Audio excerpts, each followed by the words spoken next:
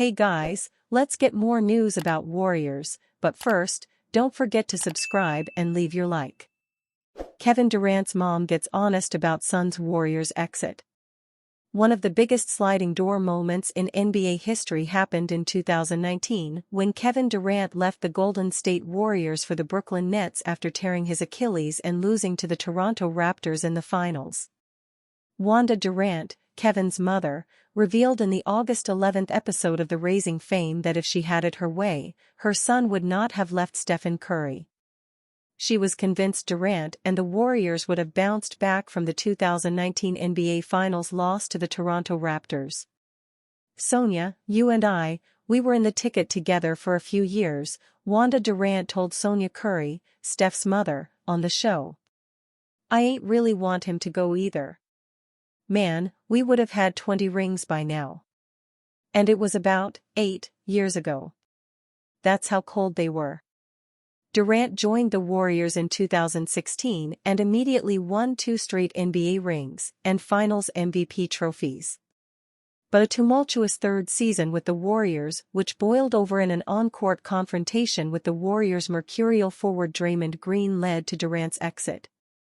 The agonizing end of his brief stint in the Bay saw Durant suffering a devastating career ending to some NBA players' injury.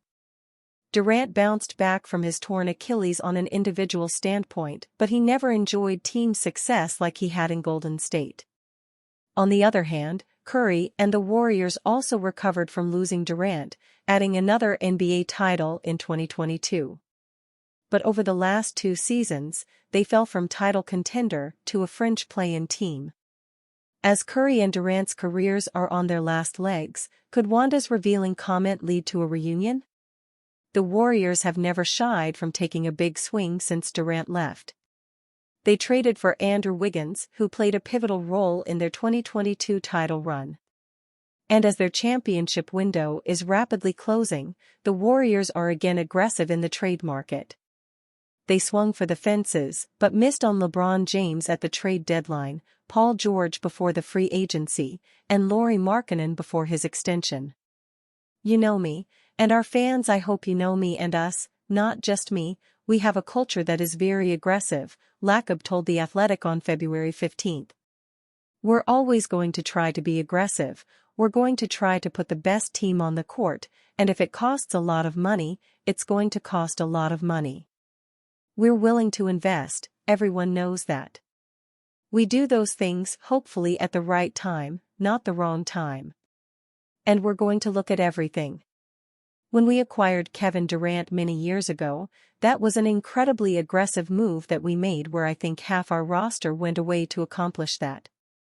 Even though we had a really good team, we felt we could be better, and we did. We went to 3 finals, should have won all 3, we did win 2. The Phoenix Suns have been adamant about keeping Durant. But if things change, as it does often in the NBA, expect the Warriors to be in front of the line to try to reunite Durant and Curry for one last time." Stephen A. slams Kerr's egregious choice to bench Tatum in Olympics. Despite coaching Team USA to an Olympic gold medal this summer, Steve Kerr caught plenty of flack for Jason Tatum's limited playing time throughout the tournament. Even Draymond Green and Tatum's mother called out the Warriors' 4-time NBA champion coach. Now, ESPN's resident takemaker, Stephen A. Smith, has added to the criticism of Kerr's lineups. "Steve Kerr is one of the greatest ever," Smith proclaimed on Monday's episode of The Stephen A. Smith Show. "But I don't give a damn what anybody says, there's no excuse to not play Jason Tatum in 2 games. Again, Team USA did end up winning gold, so it's not like Kerr's decisions caused the group to lose even 1 game. Nevertheless, the First Take host wasn't thrilled with Tatum's infrequent minutes, including a DNP in the semi-final against Serbia. The thing that was most egregious about what Steve Kerr did with Jason Tatum was admitting that he went to him before one of the games, I believe it was against Serbia, and said to him, 'It's going to be difficult for us to find you minutes tonight,'" Smith continued. Jason Tatum is one of the greatest players in the NBA, one of the greatest players in the world. How in God's name could you justify not finding minutes for Jason Tatum in any game? For the entire Olympics, Tatum ranked 10th on the team in points per game, 5.3, on just 41.2% shooting from the field. That's more than only Derek White and Tyrese Halliburton on the USA roster. Steve Kerr is to be not just respected but revered, Smith concluded, but that doesn't mean he's perfect. I just think that's a hard pill to swallow. If I was Jason Tatum, I'd never look at him the same. Though this drama likely will have no direct impact on the Warriors, there could be some fallout regarding Kerr's involvement with Team USA in the future. D'Angelo Russell in now-deleted tweet, I can get as hot as Stephen Curry. D'Angelo Russell deleted a post on X recently where he quoted a fan who claimed he could get just as hot as Stephen Curry during games. Russell said that he agreed with the post, but wouldn't let it stay up too long, as he would ultimately delete the post, but eagle-eyed fans would end up screenshotting the post, as it makes the rounds on social media. You guys realize D'Lo gets hot like Curry did yesterday? Or should we just ignore the facts? D'Angelo Russell is a player who has come under fire several times while playing for the Lakers. Russell has had some poor playoff performances with the Lakers, something that is not entirely new for him. While Russell is a talented player, his playoff history can be described as inconsistent at best. Russell hasn't just played alongside LeBron James but also played briefly with Stephen Curry. Russell signed for the Warriors in 2019 but got to play very little with Curry, who sustained an injury in the early part of the 2019-20 season, forcing him to miss the season. Russell would be traded at the deadline to the Timberwolves. It was reported recently that the Lakers were willing to part ways with D'Angelo Russell. But so far, they haven't been able to find a deal or a team willing to take Russell while providing adequate compensation. The Trail Blazers reportedly said no to D'Lo in any potential deal for Jeremy Grant.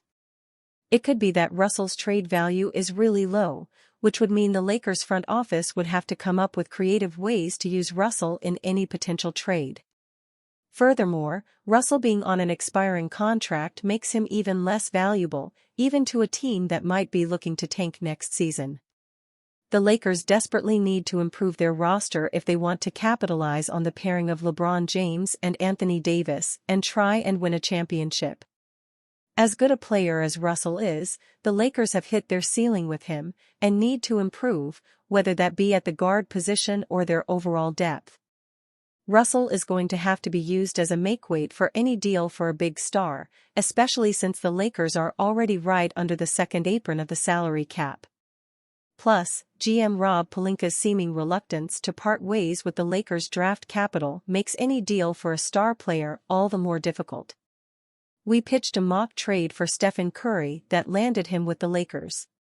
Granted, this deal is a lot more complicated than just the players involved, but Russell would be sent back to the Warriors in this deal. Russell will hope to prove fans and GMs wrong with a good season, especially as he becomes a free agent next year. And you fan? What do you think of the situation of D'Angelo Russell? Leave your opinion in the comments.